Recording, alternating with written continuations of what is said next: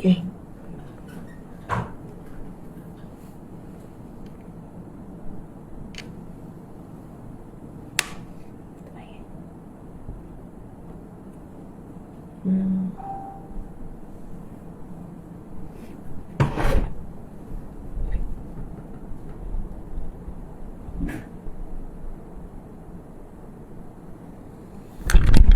Subhanallah, subhanallah, walhamdulillah, wala ilaha illallah, wallahu akbar.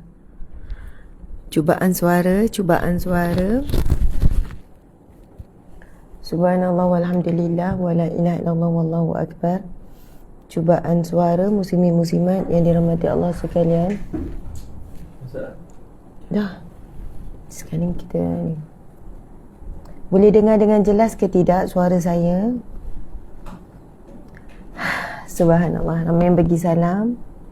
Waalaikumsalam warahmatullahi wabarakatuh. Masya Allah, alhamdulillah.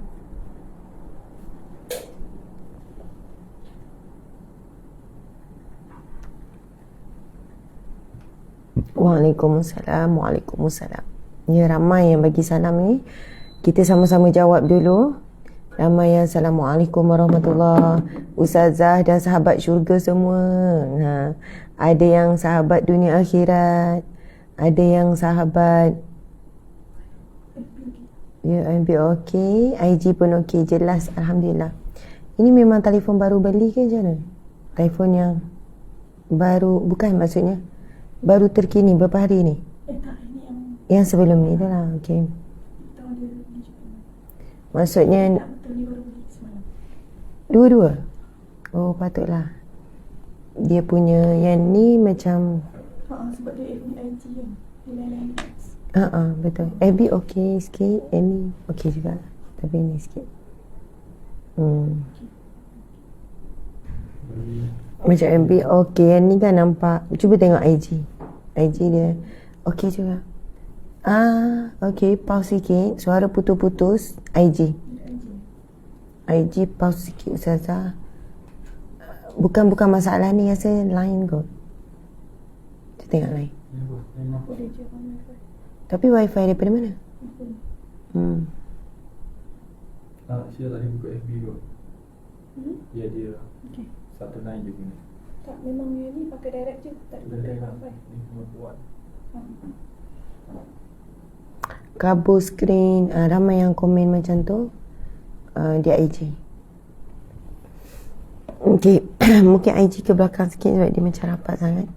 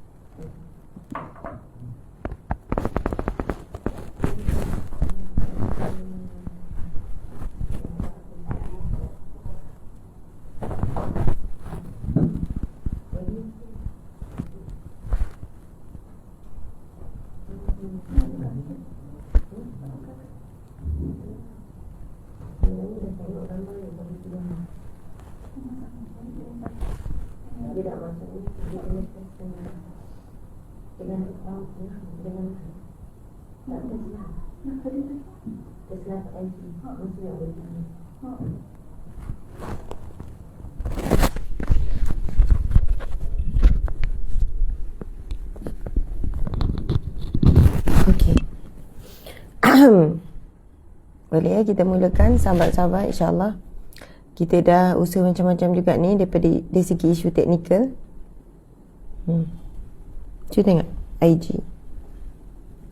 Ya, ada yang pesan niat saja aku tutup ilmu kerana Allah, kerana redha Allah. Hari Isnin kan, tuan-puan sekalian, cabaran ni kita baru nak balik. Saya pula 2 hari ni memang Pagi sampai lewat malam kita menerima menyantuni tetamu, ahli keluarga. 11 suami datang, ramai juga 5 buah keluarga bermalam. Jadi alhamdulillah memang seronok. Kita sebagai tuan rumah fahamlah macam mana kan, no stop kan. Lepas tu kita rasa semangat, sihat, kuat. Lepas tu barulah Masya Allah, alhamdulillah. Okey, sound okey semua. Okey, kita mula ya. A'udzubillahi minasyaitanirrajim. Bismillahirrahmanirrahim. Assalamualaikum warahmatullahi wabarakatuh. Ada yang kata IG macam tengok dalam air, skrin kabur. Ada kata sambil drive setia bersama dengan Ustazah.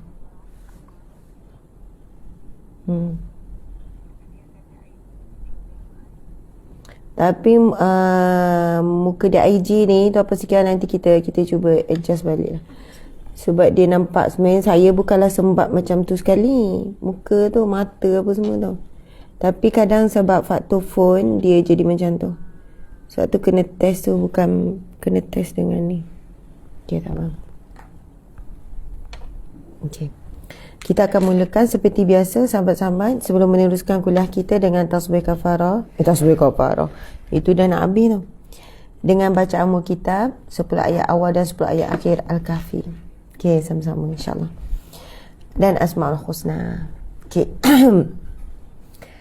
A'udzubillahi minasyaitanirrajim. Ada yang tanya, Ustazah, di FB tak live ya? Ada, FB ada live. Cuma sekarang ni memang FB tak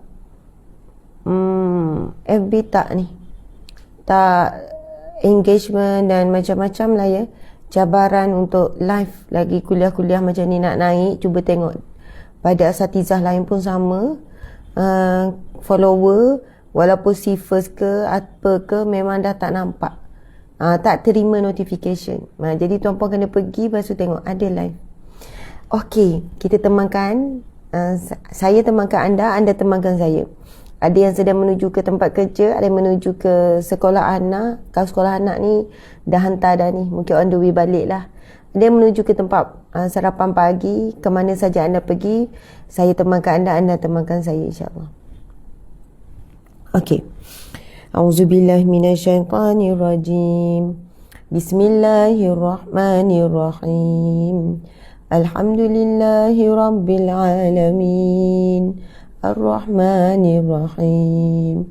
Maliki yaumiddin. Iyyaka na'budu wa iyyaka nasta'in. Ihdinas siratal mustaqim. Siratal ladzina an'amta 'alaihim. Ghairil maghdubi 'alaihim waladdallin. Amin. A'udzubillahi minasyaitanirrajim. Bismillahirrahmanirrahim. Alhamdulillahilladzi anzala ala 'abdihil kitaba wa lam yaj'al lahu 'iwaja. قيما لينذر بأسا شديدا من لدنه ويبشر المؤمنين الذين يعملون الصالحات أن لهم أجرا حسنا ماكثين فيه أبدا وينذر الذين قالوا اتخذ الله ولدا ما لهم به من علم ولا لآبائهم كبرت كلمة تخرج من أفواههم إن يقولون إلا كذبا فلعلك باخع نفسك على آثارهم إن لم يؤمنوا بهذا الحديث أسفا وإنا لجاعلون ما عليها صعيدا. Betul tak ni? Macam sorry. Betul ni? Ayat tu okey, sorry ya muslim-muslimat. Inna ja'alna ma 'alal ardi zinatan laha linabluwahum ayyuhum ahsanu 'amala وإنا لجاعلون ما عليها صعيدا جرزا أم حسبت أن أصحاب الكهف والرقيم كانوا من آياتنا عجبا إذ أوى الفتية إلى الكهف فقالوا ربنا آتنا من لدنك رحمة وهيئ لنا من أمرنا رشدا وعرضنا جهنم يومئذ للكافرين عرضا الذين كانت أعينهم في غطاء عن ذكري وكانوا لا يستطيعون سمعا أفحسب الذين كفروا أن يتخذوا عبادي من دوني أولياء إنا أعتدنا جهنم للكافرين نزلا قل هل ننبئكم بالأخسرين أعمالا الذين ضل سعيهم في الحياة الدنيا وهم يحسبون أنهم يحسنون صنعا أولئك الذين كفروا بآيات ربهم ولقائه فحبطت أعمالهم فلا نقيم لهم يوم القيامة وزنا ذلك جزاؤهم جهنم بما كفروا واتخذوا آياتي ورسلي هزوا إن الذين آمنوا وعملوا الصالحات كانت لهم جنات الفردوس نزلا خالدين فيها لا يبغون عنها حولا قل لو كان البحر مدادا لكلمات ربي لنفد البحر قبل أن تنفد كلمات ربي ولو جئنا بمثله مددا قل إنما أنا بشر مثلكم يوحى إلي أنما إلهكم إله واحد فمن كان يرجو لقاء ربه فليعمل عملا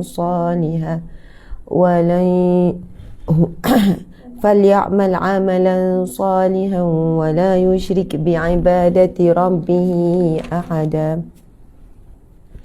Okey, sahabat-sahabat muslimin-muslimat, kita baca Asmaul Husna. Bismillahirrahmanirrahim. Nas'aluka ya man huwa Allahul ladzi la ilaha illa huwa ar-rahmanur rahim al-malikul qudusus Assalamul mu'minul muhaiminul azizul jabbar. Lagi?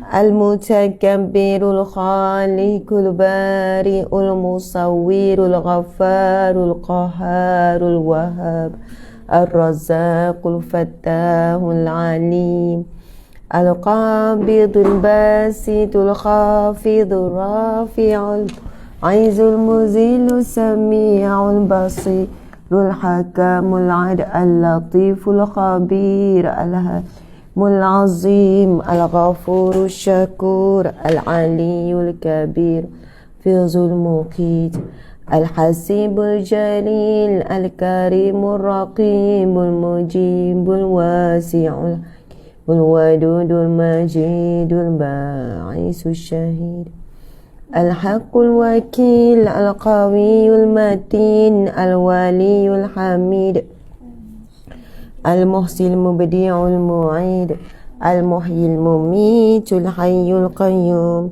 الواجد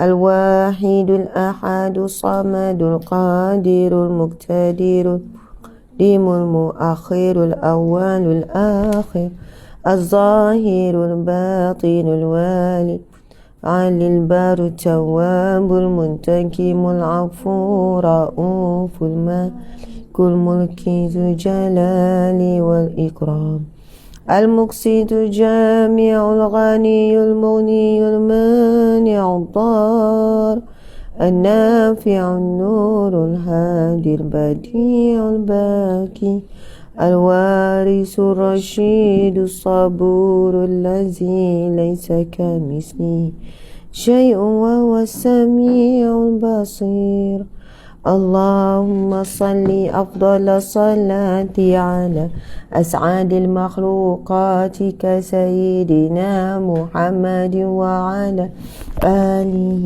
وصحبه عدد معلوماتك ومداد كلماتك كلما ذكرك الذاكرون وغفل عن ذكره الغافلون. Subhanallah, Alhamdulillah muslimin muslimat yang dirahmati Allah sekalian. Subhanallah, sorry. Sebenarnya live di IG memang ada masalah. Kita insyaAllah lepas ni kita cubalah mengurangkan. Ada yang tanya kenapa tadi tiba-tiba tersekat-sekat. Ya, IG tersekat-sekat, IG ada masalah. Sekarang ni kita cuba tukar phone dan tadi tu sebab kita sendiri pun tengok memang ada masalah. Jadi kita dah tukar, dah beli bukan phone yang murah ya, telefon yang mahal-mahal semuanya. Yang terkini, lepas tu kita tukar juga wayar. Ya, betul. Sekarang ni saya nak tanya juga, adakah masih tersekat di IG? Kalau rasa wifi tak kuat, kita cuba balik ni. Ini guna line apa? Yang ni?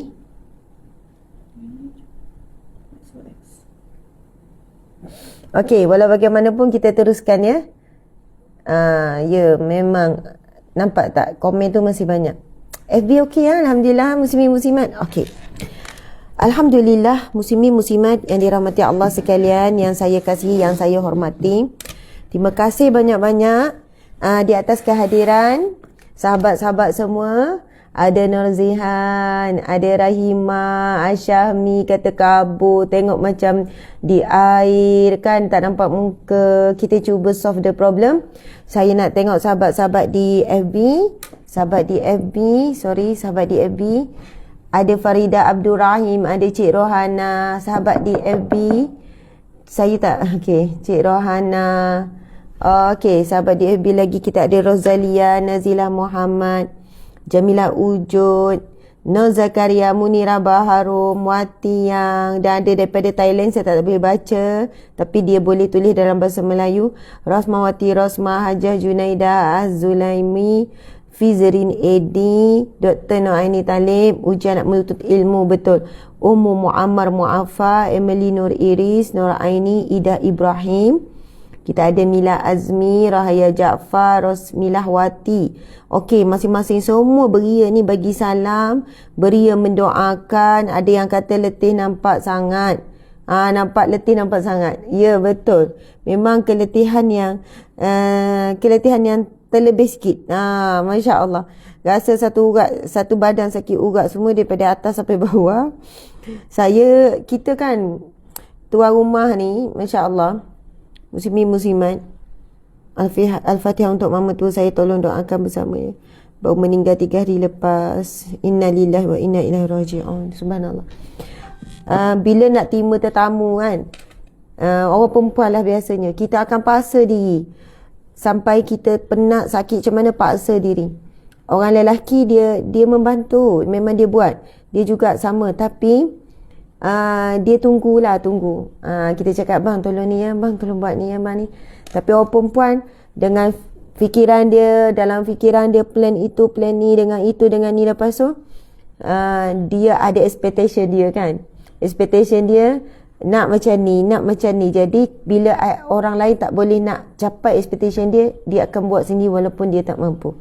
Dan itulah biasanya sikap orang perempuan. Sebab kita gembira, kita memang seronok, dan mungkin masa tu hormon gembira tu banyak dirembeskan, kita lupa kan untuk seimbangkan dengan keperluan diri tu. Tapi alhamdulillah, antara tip terbaik kalau siapa nak rumah dia kemah bersih adalah kena terima tetamu selalu. Operasi tu dari walaupun tempat yang tetamu mungkin tak pergi pun operasi juga semua kan. Sebab feel tu, masya-Allah, Allahu akbar, alhamdulillah. Dengan kedatangan ayahandanya ustaz, kemudian adik-beradik dia datang ramai-ramai dengan anak-anak kecil, jadi rasa seronoklah, alhamdulillah. Muslimin muslimat mata Allah sekalian, jadi pada pagi ini kita akan masuk kepada hadis yang baru. Hari ini adalah kuliah Riyadhus Salihin siri yang ke berapa? Siri yang ke 102. Masya Allah. Hari ini adalah kuliah Riyadhus Salihin siri yang ke 102. Subhanallah, Allahumma salli wa sallim ala Sayyidina Muhammadin wa ala alihi wa sahbihi wasallam. Ustazah tak pasti yang mana. Ustazah nak yang dalam buku tu juga. Okey, tapi kenapa yang 4 dia? Sebenarnya yang 2 Ustazah rasa. Okey. InsyaAllah kita adalah kuliah Riyadhus Salihin siri yang ke 102 dah, alhamdulillah.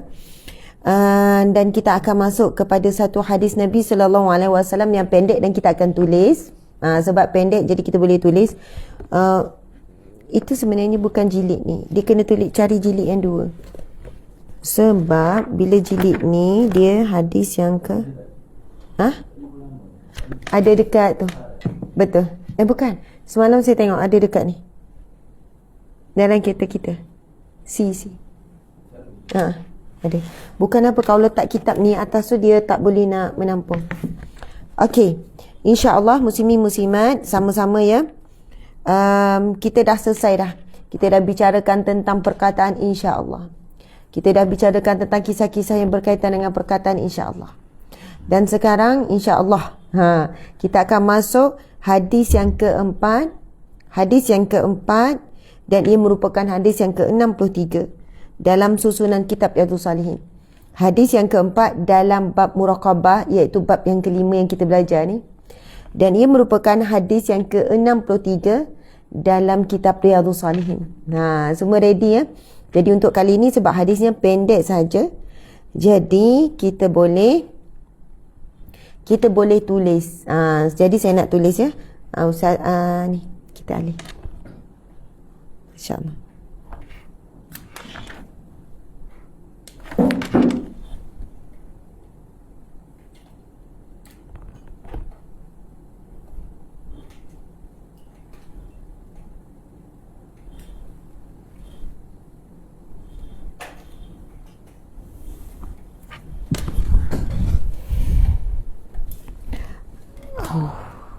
Ini tak boleh macam ni.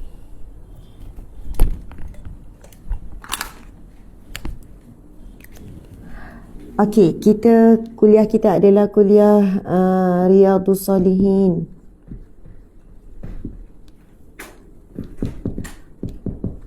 Riyadhus Salihin siri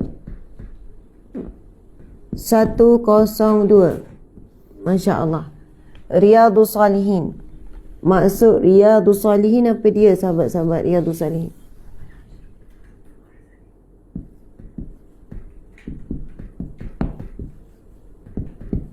Riyadhus Salihin.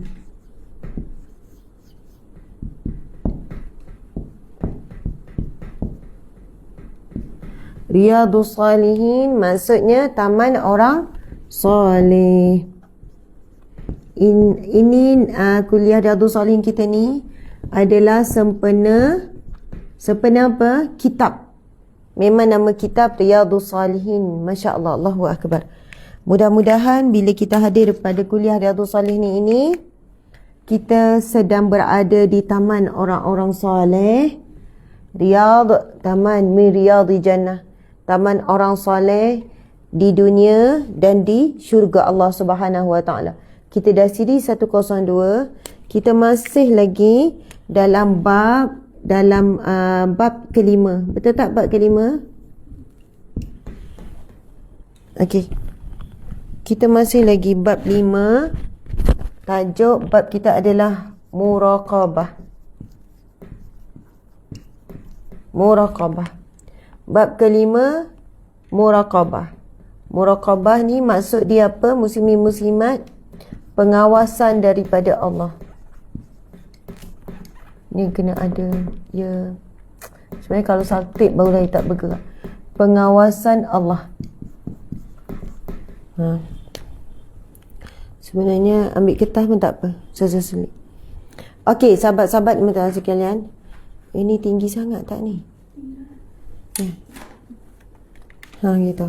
Biar setara saja. Okey. Masya Allah. Tu ambil yang tu pun tak apa.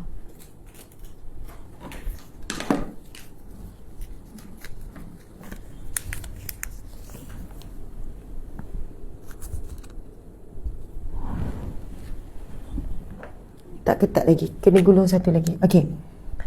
Riyadhus Shalihin siri 102. Maksudnya adalah pengawasan. Kita masih bab yang kelima, iaitu bab pengawasan Allah. Ni muraqabah ni. Bahasa Arabnya muraqabah. Tapi maksudnya adalah pengawasan Allah Subhanahu Wa Taala. Okey. Kita akan tengok hadis yang kita akan bincangkan ialah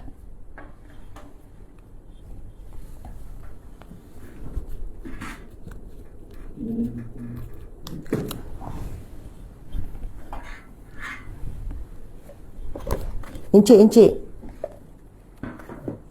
Ini kan kena saltik terus. Sebab kalau ni lama-lama dia jatuh juga. Dah letak. Okey, terima kasih.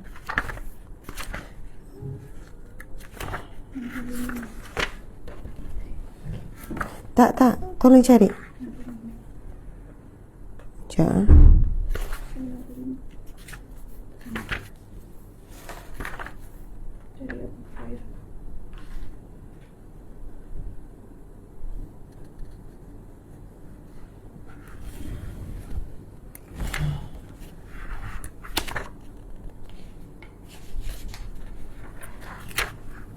Oh tak, hadis hari ini adalah hadis yang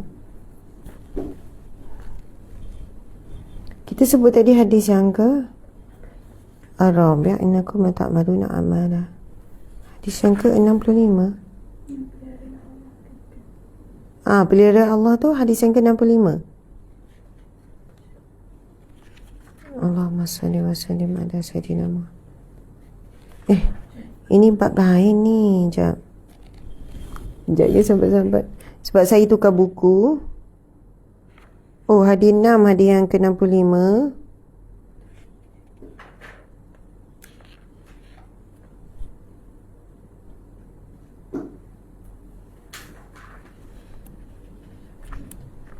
Kenapa confuse ya?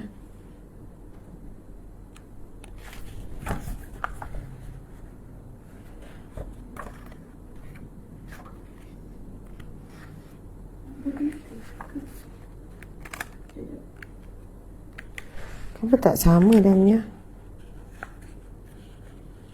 Okey, saya dah jumpa. Okey. Betul dah ni.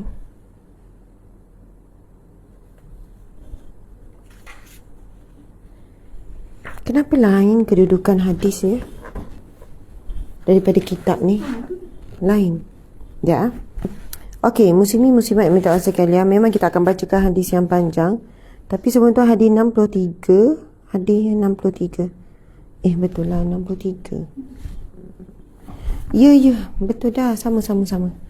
Okey, minta maaf ya sahabat-sahabat. Dek, awak, kamu kena kontrol ni biar nampak ni. Okey, kita akan bacakan hadis yang keempat.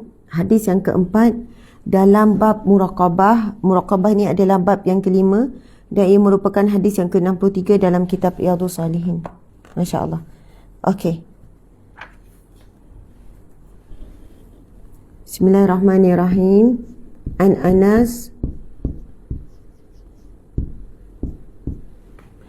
Anasin radhiyallahu anhu qala.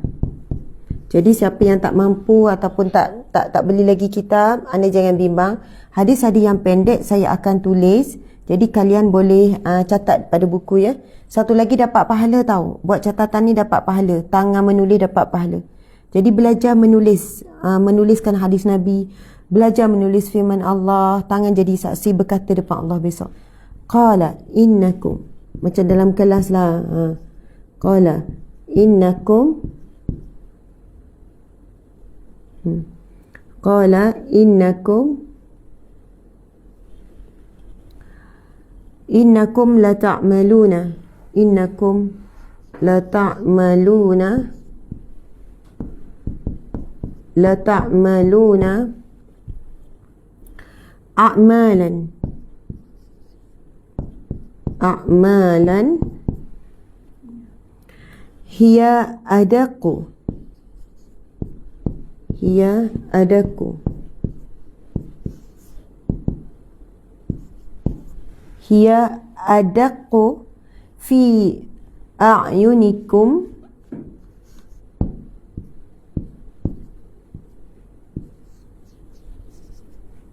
Fi a'yunikum. Fi a'yunikum minasy'ari.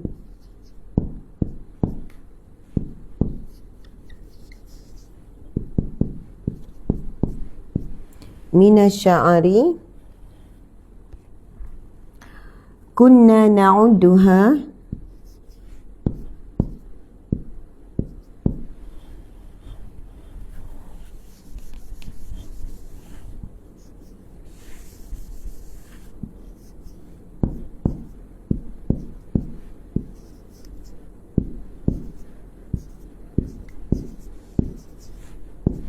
kunna na'udduha ala ahdi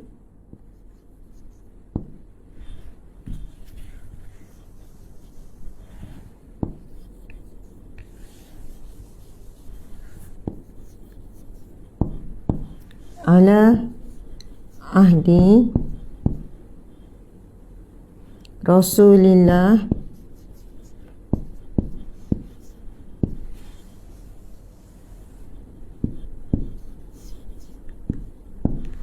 ala Rasulillahi sallallahu alaihi wasallam minal mubiqat.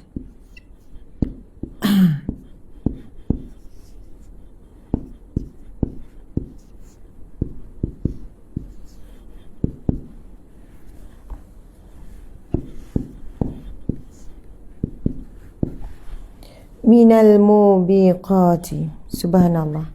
Okey, kalau kena jauh, jauhkan sebab nak nampakkan sampai hujung. Nak nampakkan penuh. Okey. Muslimin muslimat dirahmati Allah sekalian. Hadis ini merupakan satu hadis yang sebenarnya memberikan kepada kita kefahaman tentang hakikat kehidupan akhir zaman. Hakikat jauhnya perbezaan kehidupan dengan kehidupan di zaman Rasulullah sallallahu alaihi wasallam. Dari sudut kaedah beramal, dari sudut suasana, bi'ah dia, suasana dia, yang mana kita hari ini merasakan bahawasanya amal ibadah dan amal soleh kita baik-baik sahaja. Kalau tak bimbang langsung, tak apalah, ikutlah dia nak jadi apa, tak jawab pesa pun tak apalah, berapa makan saya tak kisah. Ini bahaya kan, ia akan membinasakan. Sebab jika ibu tidak rasa bimbang, tengok akhlak buruk pun, dengar anak cakap mencarut pun, alah nama pun budak. Tapi ada ibu yang ada sifat bimbang, biar dia rasa bimbang sikit, dia terus ambil tindakan. Dia panggil anak, dia cakap, itu perkataan tu tak elok. Subhanallah, Allah Akbar. Muslimin muslimat, pernah anak saya sebut perkataan Mak Saleh kan, tapi dia tak faham apa dia cakap. Lepas tu dia sebut balik. Ni yang kecil kan, bukan kecil sangat lah, tapi skor rendah aja 1 je 2. Lepas tu saya kata, faham tak sebut apa? Faham tak maksud? Dia kata tak tahu. Wallahualam, anak saya bercakap jujur atau tidak, dia tak tahu. Tapi dia kata, macam mana boleh belajar mana ni? Kawan-kawan dia selalu sebut. Subhanallah, muslimin muslimat. Kalau anak-anak dibiasakan tengok YouTube, lepas tu dibiasakan tengok macam Netflix yang tidak terkawal ataupun apa-apalah program TV, perkataan tu bagi Mak Saleh biasa. Ada cerita, sikit-sikit sebut. Bila pengulangan berlaku kan, berulang-ulang sebutan tu, dia orang jadi terikut. Terikut tanpa disedari, tanpa dirancang. Macam itulah kuatnya pengaruh repetition ni. Pengaruh pengulangan ni kepada ingatan, kepada pendengaran. Sebab kadang-kadang kita bukan mendengar dengan telinga, mendengar dengan hati. bukan melihat dengan mata, melihat dengan hati. Sebab itu dia pergi kepada duduk lama sikit dalam hati anak kita, akhirnya terkeluar. Allahu Akbar. Muslimin muslimat, dengan kita memahami hadis ini, kita akan merasakan bahawasanya banyaknya dosa yang kita buat. Terlalu banyak dosa yang kita tidak tahu dan kita tidak sedar. Kita sebenarnya hamba Allah yang penuh dengan dosa. Dan setiap kita lakukan sesuatu itu seolahnya ada je terpalit dosa. Okey, apakah maksud hadis ini? Kita perhatikan. Bismillahirrahmanirrahim. Baca dulu sama-sama muslimin muslimat. Bismillahirrahmanirrahim. An Anas radhiyallahu anhu. Ra tu mewakili radhiyallahu anhu.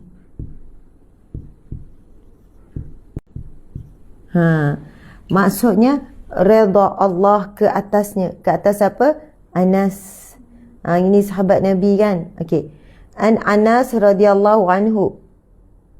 Qala innakum la ta'maluna a'malan hiya adaqu fi a'yunikum minasy'ari kunna na'udduha ala ahdi Rasulillah sallallahu alaihi wasallam minal mubiqat.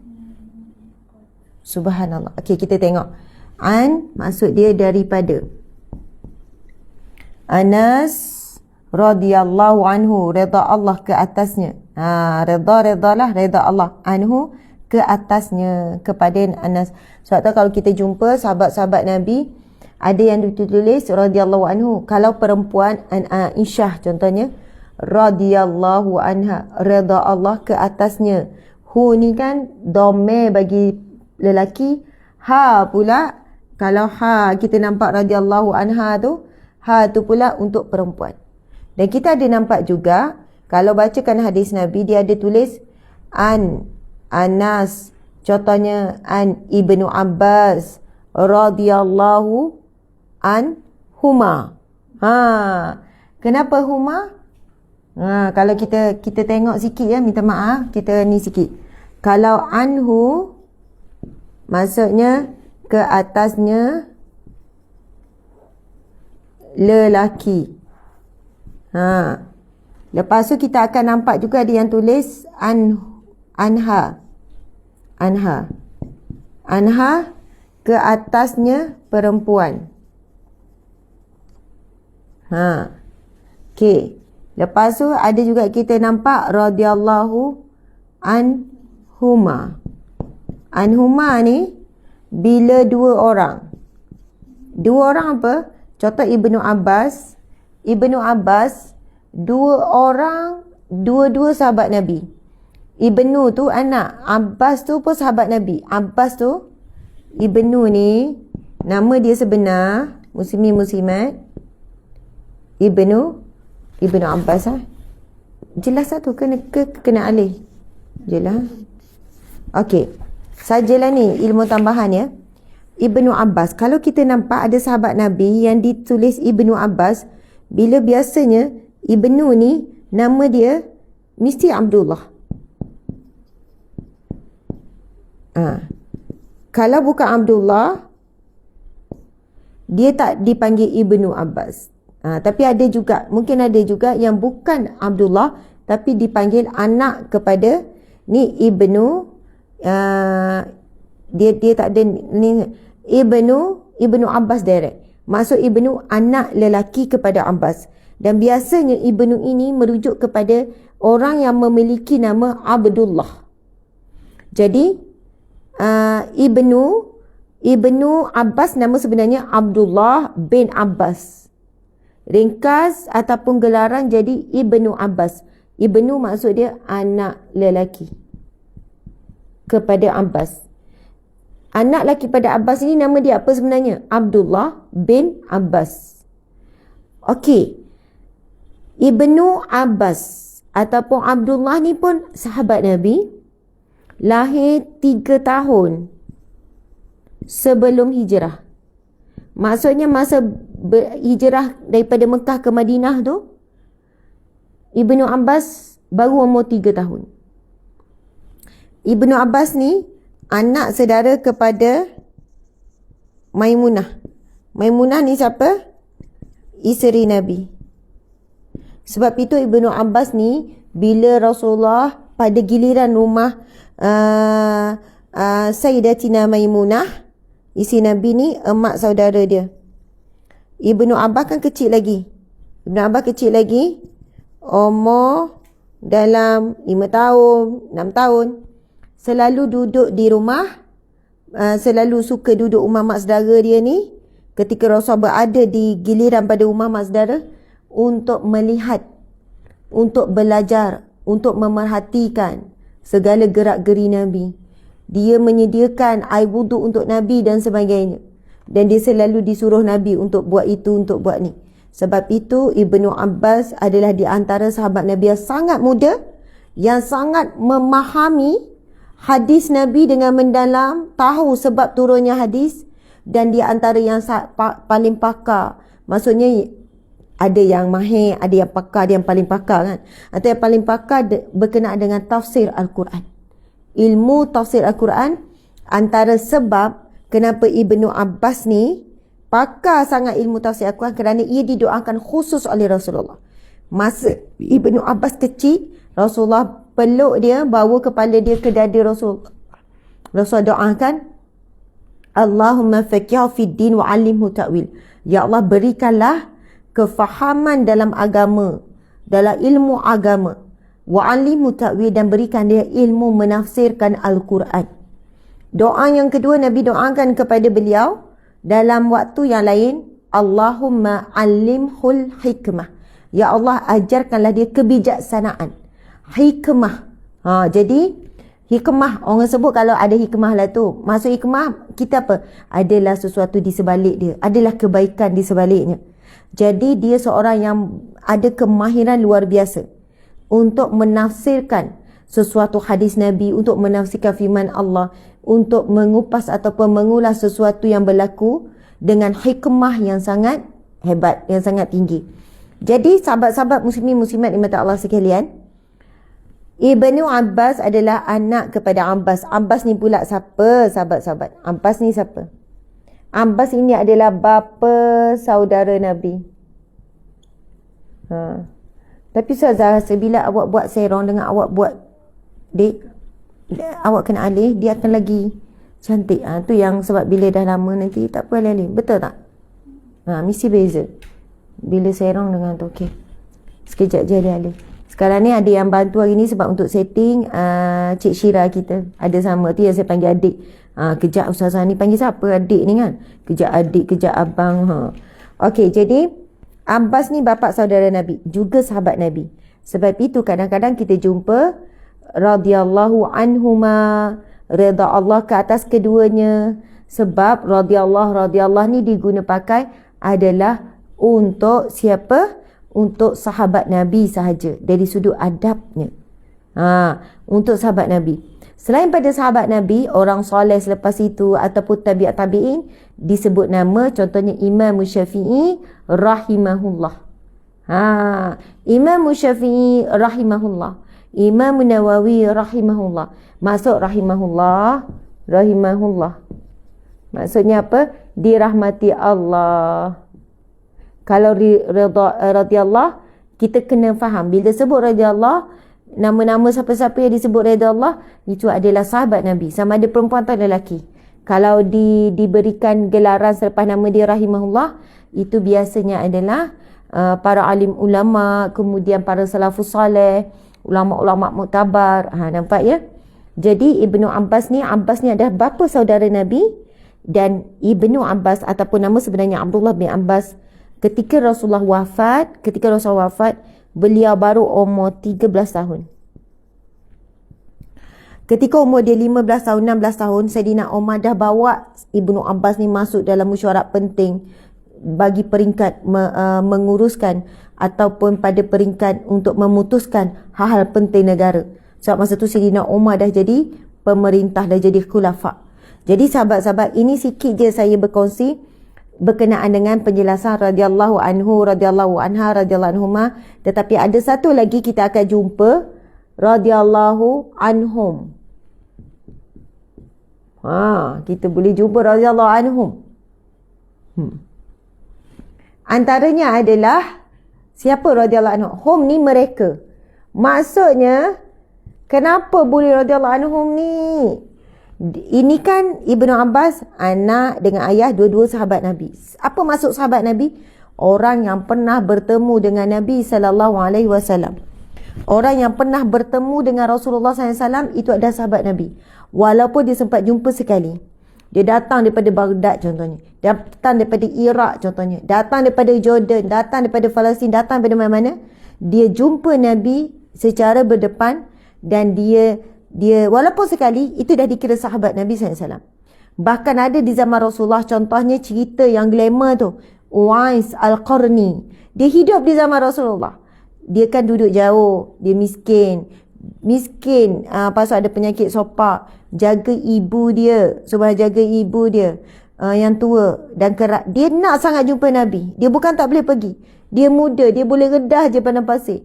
Tapi kerana dia sangat menjaga ibunya. Berbakti pada ibunya. Dan dia panjanglah cerita Uwais Al-Qarni. Sebab itu Rasulullah sebelum wafat berpesan kepada Sayyidina Abu Bakar. Berpesan kepada Sayyidina Uthman. Berpesan pada sahabat lah. Kan supaya nanti kamu kena tunggu kan di gerbang masuk pintu Madinah ni kan, Mekah ke Madinah antara dua tu, nanti akan datang seorang lelaki yang mana doanya tidak pernah ditolak oleh Allah. Doanya pasti makbul. Kamu nantikan pemuda ni kan, doanya sangat makbul, tidak pernah ditolak oleh Allah, tidak ditolak oleh penduduk langit, mesti doanya akan diangkat. Subhanallah. Sahabat bertanya, apakah doa yang perlu kami minta daripadanya bila kami dapat bertemu dengan Uwais Al-Qarni ni? Lalu Rasulullah jawab apa? Mintalah keselamatan daripada api neraka. Ya Allah, tu apa sekian? Sahabat-sahabat Nabi tu memang dah confirm sama api neraka. Macam mana boleh confirm Ustazah? Nabi je kan confirm. Sebab Nabi yang mengesahkan. Nabi yang menjamin. Abu Bakar fil jannah. Nabi SAW bersabda, Umar fil jannah, Ali fil jannah, Uthman fil jannah. Ada 10 nama sahabat Nabi yang Nabi sebut fil jannah, fil jannah, fil jannah. Allahu Akbar. Jadi dah dapat jaminan. Tapi Nabi tetap ajarkan, kalau kamu bertemulah dengan Uwais Al-Qarni, mohon kepada dia supaya kamu selamat daripada azab kemarahan Allah, azab api neraka. Maksudnya kita ni kalau jumpa orang soleh, orang alim, sebelum minta kan, sebab ramai kalau yang jumpa, saya bukan soleh, saya bukan alim, jadi orang boleh minta apa saja. Ustazah doakan saya ini, Ustazah doakan bisnes saya, Ustazah doakan ini, doakan jodoh. Okey, Alhamdulillah, semua tu bagus. Memang satu hajat dan permintaan yang bagus semuanya. Tapi bila kita jumpa orang soleh, orang alim, masa suntuk, kita cuma minta dia doakan keselamatan dunia dan akhirat, umum. Dan senang sebenarnya. Terus doa, Rabbana atina fid dunya hasanah wa fil akhirati hasanah wa qina azabannar. Nampak tak? Masya-Allah. Background ni pun cantik ya. Jadi nampak juga background ni. Okay. Jadi sahabat-sahabat dimati Allah sekalian, sebab sahabat pun bertanya Rasulullah, ya Rasulullah, kalau kita fikirkan sahabat Nabi ni semua benda nak tanya. Pandai-pandailah nak minta apa. Kan, bila jumpa Uwais Al-Qarni tu Nabi suruh tunggu je lah, jumpa macam-macam doa. Tapi sahabat ni apa-apa dia fikir, dia nak tahu kan saranan Rasulullah apa. Walaupun sahabat Nabi tu bijak-bijak pun, alim-alim semua soleh, sahabat Nabi semua wali Allah, sahabat-sahabat. Masya Allah. Tapi tanya Rasulullah, ya Rasulullah, bila kami bertemu Uwais Al-Qarni, doa apa kami minta? Nabi kata minta keselamatan daripada kemurkaan Allah, minta keselamatan daripada azab api neraka. Allah Akbar. Sebab apa? Kalau kita dijamin selamat, makbul doa tu, selamat juga dunia. Yang risaulah, kalau selamat akhirat, dunia akan mengikuti. Tapi tak semestinya selamat dunia, kita sihat elok semua ada, tak semestinya kita akan selamat di akhirat. Tak. Tapi kalau dapat jaminan keselamatan akhirat, confirm dunia pun selamat. Okey, muslimin muslimat minta sekalian. Okey, saya padam sikit, saya nak sebut Uwais Al-Qarni tu hidup di zaman Rasulullah. Sampai kepada dia dakwah tentang Islam. sampai kepada dia dan dia ucap syahadah dan dia Muslim, tapi melalui perantaraan orang-orang lain. Tak silap saya, tak tahu Uwais sekarang ni duduk mana ya, Ustaz boleh tak cari? Uwais ni mungkin duduk di Baghdad ke Iraq ke, saya tak ingat, tapi jauh lah perjalanan dia. Tapi dia boleh saja pergi, tapi kerana dia menyantuni ibu dia, kan, dia tak boleh tinggalkan. Pendek cerita, kita tahu kan dia buat exercise. Di Syria lah, dia orang Syria. Subhanallah, Allah Akbar. Lepas tu, tapi dia bukan sahabat Nabi. Walaupun hidup di zaman Nabi, dia bukan sahabat Nabi sebab tak pernah berjumpa dengan Nabi. Tapi Nabi sebut nama dia. Nabi tahu. Macam mana Nabi tahu? Hidup Yaman. Hidup Yaman Macam mana Nabi tahu? Muslimin-muslimat, macam mana Nabi tahu? Melalui khabar para malaikat lah. Ada lelaki yang soleh, kesolehan dia. Dan jika doa yang tidak ditolak ini di kalangan para wali Allah. Muslimin-muslimat, wali Allah ni, Allah angkat kedudukan menjadi wali Allah ataupun orang yang Allah pelihara, yang Allah jaga ni, yang dekat dengan Allah ini, bukan semestinya dengan amalan-amalan khusus. Muslimin-muslimat. Sebab itu kisah 3 orang pemuda yang di dalam gua, yang tersekat dengan batu besar tu, muslimin-muslimat, dikatakan mereka itu juga ada sifat kewalian kerana doanya terus makbul time tu juga. Bila dia minta-minta dan dia bertawasul dengan amalan masing-masing. Maksudnya, ada setengah orang kerana amal soleh dia, yang ikhlas betul kerana Allah dan dilakukan secara istiqamah, Masya Allah, maka naik darjat dia menjadi darjat kewalian. Subhanallah. Tapi maksud wali Allah ni, kita dah pernah bicarakan. Maksud wali Allah, kita rasa, wali Allah ni ada karamah, ada kepelikan. Tidak semestinya. Tidak semestinya. Masya Allah. Jadi, Uwais Al-Qarni adalah seorang lelaki yang hidup di zaman Rasulullah sampai kepadanya Islam. Dan dia memang Islam, tetapi tak sempat jumpa Rasulullah. Dia sangat mencintai dan merindui Rasulullah. Dan ia bukanlah dikira sahabat Nabi. Masya Allah. Jadi, kadang-kadang tu, minta maaf ya, saya nak padam ni. Saya kena padam sebab saya nak conteng sikit lagi. Sebenarnya kita ada.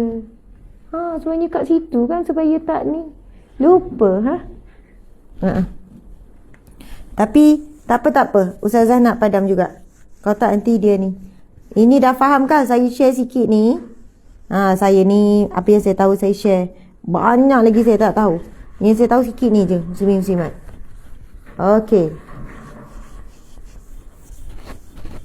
Okey, kita guna yang hujung ni je kan. Saya nak sebut contoh kan. Nama ni. Tapi saya tak ingatlah nama anak dia. Ni. Tak apa. Sahabat Nabi, 3 sahabat Nabi. Abdullah bin Zubair. Tapi anak kepada Abdullah ni. Macam tu lah. Jadi kadang-kadang kita akan jumpa radhiyallahu anhum. Hum ni mereka.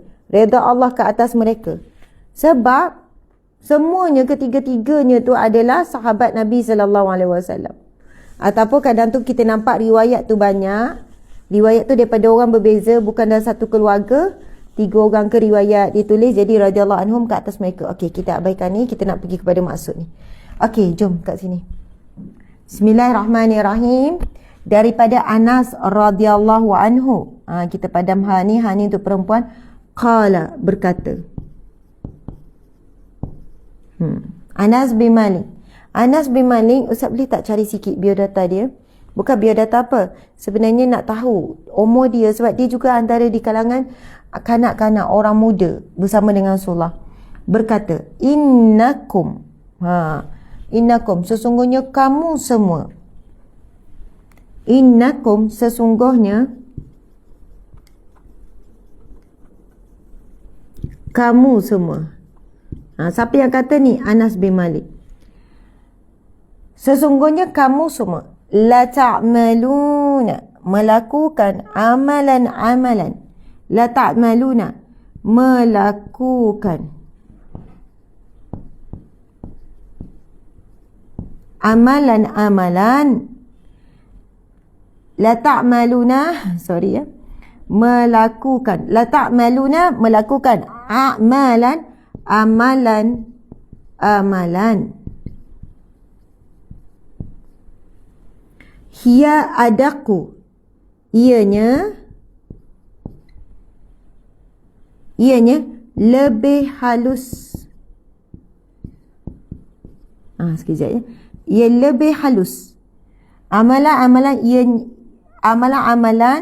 ianya lebih halus. Hiya tu yang mana ia lebih halus. Bolehlah. Ianya je macam tak sedap. Yang mana yang mana betul tak? Yang mana lebih halus. Fi a'yunikum, pada a'yunikum, pandangan mata kamu, pada mata kamu. A'yunikum, pada mata kamu, pada mata kamu, ataupun kita sebut pada pandangan mata kamu. Pada mata kamu pun tak apalah. Fi a'yunikum, pada mata kamu, minasy'ari, daripada sehelai rambut. Tak apa, saya syirah. Sebab sebenarnya Ustazah memang bila tengok sesuaikan dengan supaya ayat tu mudah faham. Jadi daripada sehelai rambut, sedangkan kami pada zaman Rasulullah kunna na'udduha, sedangkan kami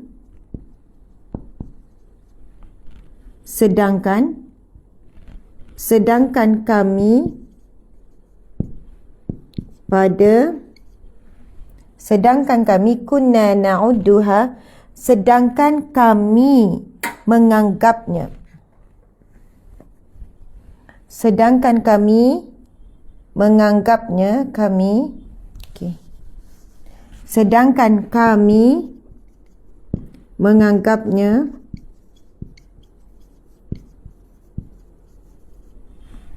ala, pada pada zaman Rasulullah sallallahu alaihi wasallam, minal mubiqat, adalah mubiqat ni daripada dosa-dosa besar.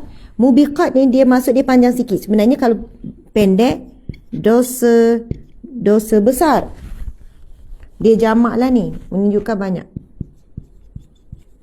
Dosa besar. Okey.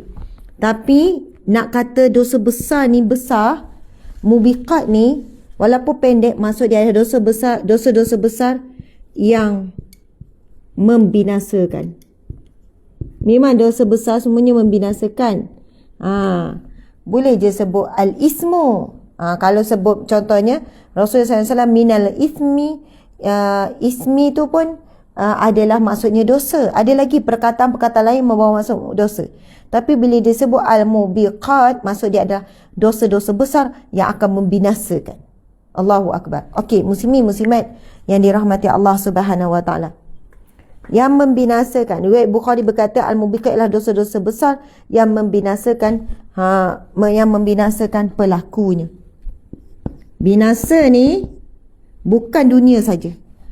Bukan akhirat saja. Dia akan membinasakan dunia dan akhirat. Okey.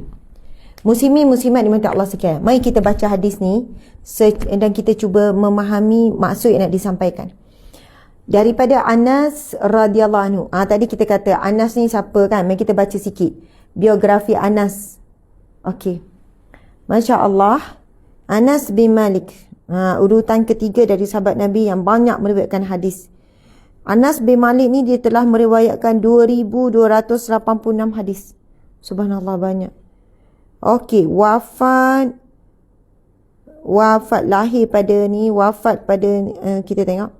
Beliau adalah gini-gini. Ada pembantu Rasulullah dan seorang yang banyak riwayatkan hadis. Okey, Anas berumur 10 tahun. Ya. Ya, ingat dah.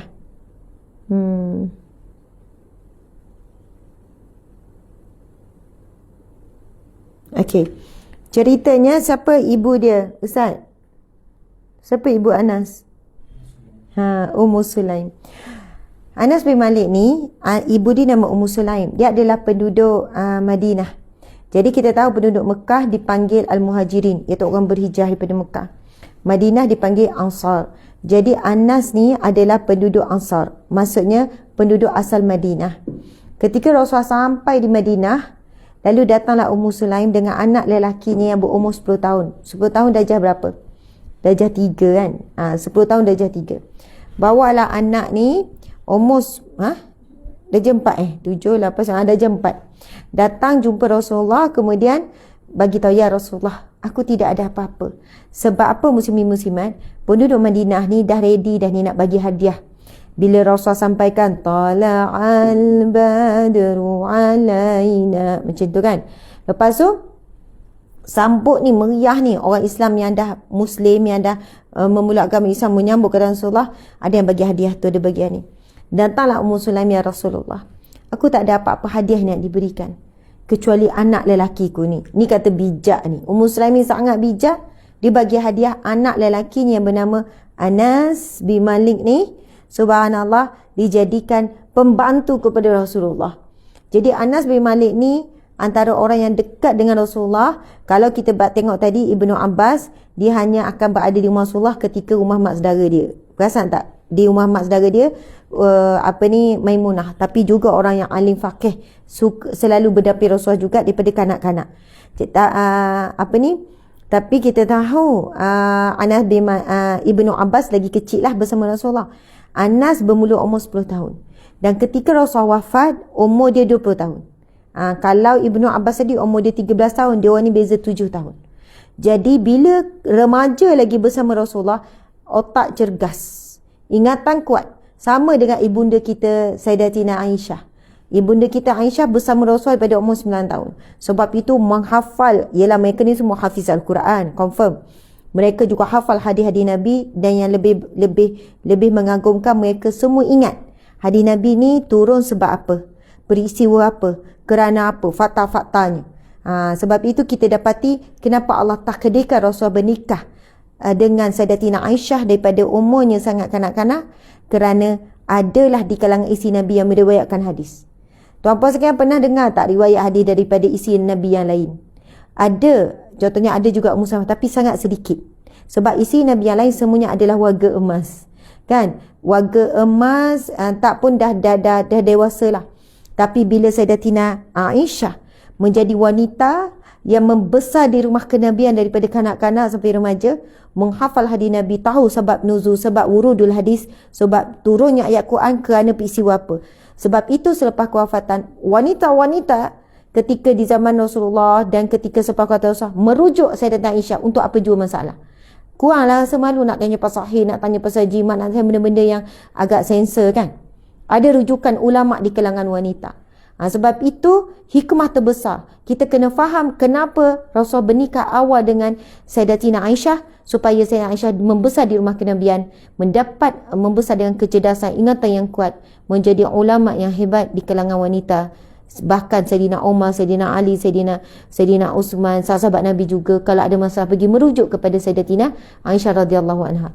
Okey, muslimin muslimat. Anas radhiyallahu anhu berkata, sesungguhnya kamu semua la ta'maluna, melakukan amalan-amalan yang mana ia lebih halus pada pandangan mata kamu. Pada mata kamu, perbuatan kamu tu sepele ataupun remeh je. Itu perbuatan yang kecil je. Perbuatan yang kita tak rasa langsung. Macam kalau cakap pun, takkan macam ni pun dosa. Macam tu. Kalau ada yang tegur pun, takkan ni pun dosa. Ni pun kau kata dosa. Sikit dosa. Kan? Pada pandangan kamu.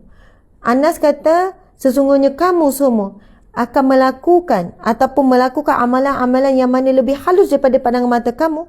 Pada pandangan mata kamu, kita sebut pada pandangan, kita tulis ginilah. Pada pandangan. Pada pandangan mata kamu, daripada sehelai rambut. Tuan-puan sekalian, kalaulah saya ni ada selai rambut, saya pun buat macam ni, tuan-puan tak nampak. Kalau selai rambut hitam duduk atas kertas putih, nampak jelas sikit lah. Kalau selai rambut jatuhlah atas tanah, langsung tak nampak. atas rumput ke apa. Tak sebutnya perbandingan yang Anas bin Malik ni sebut perbandingan yang sangatlah supaya kita boleh bayangkan. Kalau sebut sebesar biji zarah, kita tahu zarah kena tengok bawah mikroskop tapi kita tak nampak. Rambut kita boleh bayangkan. Maksudnya, alahai, benda yang tak nampak kan kita kata. Okey, pada pandangan mata kamu daripada saya rambut, sedangkan kunna na'uduha, sedangkan kami menganggapnya ala ahdi Rasulillah, pada zaman Rasulullah sallallahu alaihi wasallam, minal mubiqat, ia ada dosa-dosa besar yang akan membinasakan pelakunya. Muslimin-muslimat. Sebab apa ni? Anas bin Malik hidup membesar daripada kecil umur 10 tahun dengan melihat, dengan bukan mata saja, dengan mata hati, mendengar juga dengan mata hati zaman Rasulullah dan bagaimana zaman selepas Rasulullah. Beza setahun. Masa itu umat Islam dah ada dah melakukan perbuatan-perbuatan yang Rasul tak buat, dan Rasul pernah tegur, Rasul larang. Dan dah mula dah meninggalkan. Ini bukan zaman yang jauh sangat ni. Setahun dah nampak, 2 tahun dah makin nampak, 3 tahun dah makin nampak, 4 tahun dah makin nampak. Subhanallah. Saya dah pernah baca hadis ni. Saya lupa, kalau kita kaji lagi, hadis ni dibacakan dan ini hadis Anas bin Malik. Ketika Anas mengucapkan kalimah ni, ketika ni umur dia berapa tak pasti. Beza dari selepas kewafatan Rasulullah 20 tahun, dah ada banyak dah perbezaan umat Islam. Dari sudut perbuatan, dari sudut akhlak, dari sudut ibadah. Bayangkan beza kita dengan Rasulullah berapa. Bayangkan 1000 tahun jarak dengan Rasulullah, berapa banyak dah perubahan yang berlaku. Dari sudut masalah, dari sudut akhlak, masalah dari sudut ibadah, isu-isu penyakit-penyakit hati. Kan, subhanallah. Kita jarak berapa tahun dengan Rasulullah SAW? Berapa tahun? 1400, kita 1400. Ustaz, kita 1400 44 47, 48, 47 kan? Sorry ya. Terlupa. Rasa Ustaz kena duduk sini lah. Tolong. Sekarang 1444 Oh, minta maaf ya. 1444. 1444 Yang sebenarnya 1443. Minta maaf ya. Okey, perbezaan kita dengan Rasulullah 1400. Ini ambil tarikh hijrah ya, tarikh hijrah. Rasul meninggal 10 tahun selepas hijrah, 1444 hijrah. 1444 hijrah. Bermula pada tarikh hijrah. Ya, tapi Rasul wafat 10 tahun selepas hijrah ya. 10 tahun selepas hijrah Rasul wafat. Jadi jarak kita dengan Rasulullah 1444, kena tambah lagi lah, tambah 10. Jarak kita dengan tarikh kewafatan Rasulullah tambah 10. Tambah 10? Tolak 10 kan?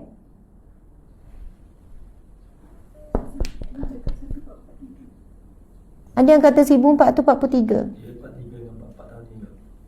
Faham. Tapi belum masuk lagi kan tahun baru? Belum masuk lagi. 1443. Sorry ya, saya confuse. Lepas tu kan, kalau kita nak kira kan 1443 ni jarak kita dengan hijrah Nabi.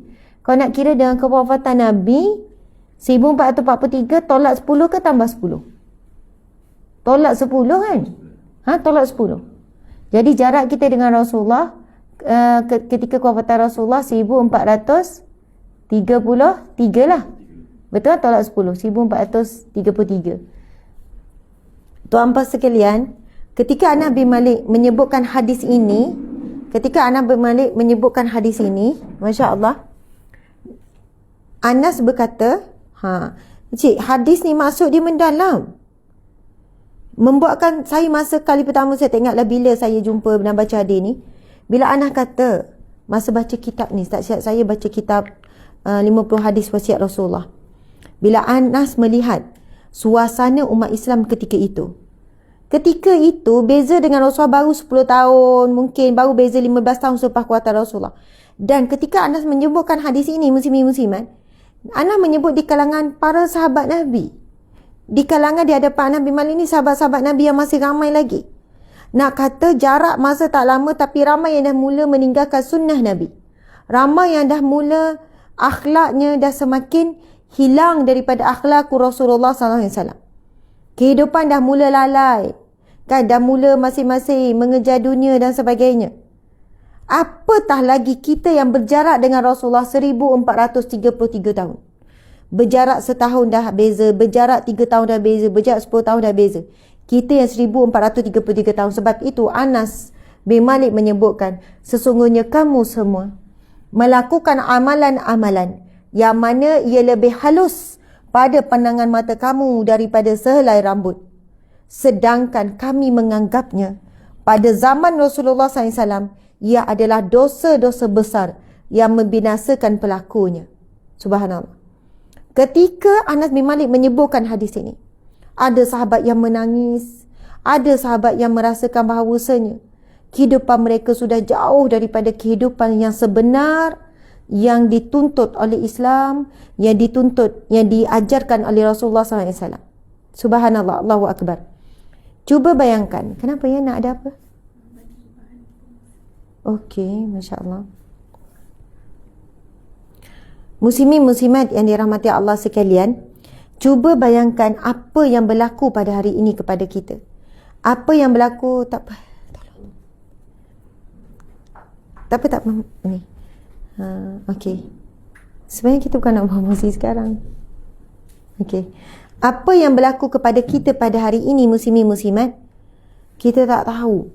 Apakah amalan yang kita lakukan yang boleh, yang termasuk dalam dosa-dosa besar yang membinasakan pelakunya. Kita tak tahu amalan apa. Masya Allah, Allahu Akbar. Sebab apa? Jarak kita jauh lebih jauh daripada Rasulullah SAW. Dosa-dosa yang boleh membinasakan pelakunya ini, yang kita dah buat, yang kita tidak tahu, yang kita tidak sedar. Masya Allah, Allah Akbar. Jarak yang tak jauh daripada Rasulullah pun tu pun, Anas bin Malik kata, ia di kalangan dosa-dosa yang sangat besar yang boleh membinasakan. Dan kamu anggap ia adalah perkara yang remeh, seperti sehelai rambut saja. Sekarang ni muslimin muslimat ramai orang, kan, walaupun melakukan dosa besar yang jelas, mereka meremehkan. Dosa besar yang jelas, tapi ramai yang meremehkan. Kan, pasal solat ke, pasal zakat ke, pasal aurat ke. Bahkan bila ada teguran-teguran pasal aurat, saya bacalah ya pada ruangan komen, ada isu-isu semasa, contohnya ada yang menegur pasal aurat. Dan kita dapati ramai sangat yang komen, kau ni tak habis-habis sibuk pasal dosa orang, dosa sendiri tak ada ke? Ni kau sibuk hal orang, kau tak ada ni ke? Kau dah jamin syurga ke? Kau macam baik sangat ke? Saya kan, satu perkara, kita jadi rasa takut nak buat teguran. Bahkan saya pun kena kecam bila saya buat teguran secara terbuka, kan. Kena kecam juga bila kita tujukan kepada artis-artis contohnya. Hari ini kalau kita nak sentuh bab haram, bab harus pun jadi serba salah. Nak sebut bab makruh lagi serba salah. Makruh ni apa yang dibenci oleh Rasulullah, apa dibenci Allah. Bahkan saya percaya, termasuk saya, kita sebenarnya setiap hari menanggung dosa-dosa yang lepas dan create dosa yang baru. Sama dosa besar atau dosa kecil. Sebab Anas bin Malik kata, pada zaman Rasulullah itu dilihat sebagai al-mubiqat. Yang kamu nampak, perbuatan buruk yang kamu buat ni mungkin dari sudut akhlak. Yang kamu nampak, ia macam selai rambut je. Ia sangat kecil pada pandangan kamu. Kalau saya tegur pun kamu akan rasa, takkan benda ni pun tak boleh buat? Soalannya macam tu lah. Takkan ni pun salah? Itu di zaman yang tak jauh dengan Rasulullah. Yang mana Sayyidina Anas sebut, ia pada zaman Rasulullah adalah merupakan dosa-dosa besar yang boleh membinasakan. Dan kamu anggap ia remeh saja. Dan sekarang ini, jurang perbezaan ini semakin besar, semakin luas. Masya Allah, Allahu Akbar. Jadi sahabat-sahabat dimata Allah sekalian, apa yang perlu kita buat pada hari ini adalah sedaya upaya. Sedaya upaya. Kita pun tak tahu apa yang dimasukkan secara teliti, secara rinci, secara detail, apakah perkara yang disebutkan oleh Sayyidina Anas bin Malik. Tetapi kita boleh faham secara umum, sebenarnya dari sudut akhlak kita sangat jauh dengan akhlak sebenar Rasulullah dan para sahabat. Dari sudut cara hidup kita sangat jauh Dari sudut cara berpakaian kita sangat jauh. Dari sudut cara bercakap kita sangat jauh. Cara makan kita sangat jauh. Cara kita, rumah kita, kenderaan kita, cara kita dengan jiran-jiran. Cara kita beribadah, cara kita solat. Bukan dari sudut pergerakan, mungkin dari sudut khusyuk. Kan? Bagaimana hubungan kita dengan Al-Quran. Bagaimana kita dengan zikrullah. Bagaimana hati kita, maksudnya tak tahu, tak ada bayang. Jauh tu jaraknya macam mana. Tetapi yang kita mampu buat hari ini adalah berusahalah sedaya upaya. Melaksanakan segala perintah wajib dan meninggalkan segala perintah larangan tanpa kita mencari-cari alasan. Tanpa mencari alasan untuk meringankan. Sebab kita rasa larangan Allah tu berat untuk kita tinggalkan. Perintah Allah tu berat untuk kita buat. Jadi berhentilah mencari-cari alasan, sebab walaupun kita buat sehabis baik, walaupun kita buat dah apa yang Allah perintah, tinggal apa yang Allah larang, boleh jadi kita masih lagi berterusan dalam dosa-dosa yang lain. Subhanallah, muslimin muslimat dimati Allah sekalian. Sekadar itulah perkongsian pada hari ini. Mohon maaf salah dan silap. Terima kasih kepada semua. Kita tangguhkan kuliah kita dengan tasbih kafarah dan surah Wal-Asr. Bismillahirrahmanirrahim. Subhanakallahumma wa bihamdika asyhadu an la ilaha illa anta astaghfiruka wa atubu ilaih. Bismillahirrahmanirrahim. Wal-Asr innal insana lafi khusr illa allazina amanu wa amilus salihat wa tawasaw bil haqqi wa tawasaw bis sabr. Sadaqallahul azim. Sekian. Wabillahi taufiq wal hidayah. Assalamualaikum warahmatullahi wabarakatuh. Kita tangguhkan kuliah kita dengan tasbih kafarah dan surah Wal-Asr. Sorry. Saya mohon maaf salah dan silap, kekurangan. Terima kasih pada semua. Semoga bermanfaat. Assalamualaikum warahmatullahi wabarakatuh.